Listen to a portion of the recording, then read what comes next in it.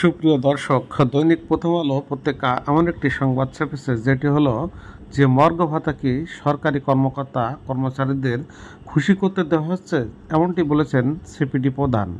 তো ভিডিওতে একটা লাইক দিয়ে শেষ পর্যন্ত দেখতে থাকুন আর কমেন্ট করে জানান আপনাদের মতামত। সরকার মর্গ ভাতা দেওয়ার নীতিগত অনুমোদন দিয়েছে। এখন যে 5% বিশেষ প্রণোদনা দেওয়া হয় তার বদলে এটি দেওয়া হবে। এতে সরকারি ব্যয় প্রায় 7,500 কোটি টাকা বাড়বে।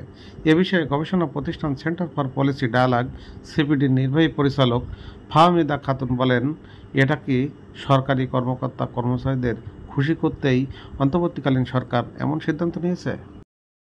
এদিকে চলতি 2024-25 অর্থবছরে রাজস্ব লক্ষ্যমাত্রা আদায়ের বছরের বাকি সময় 64%, 6% প্রবৃদ্ধি অর্জন করতে হবে।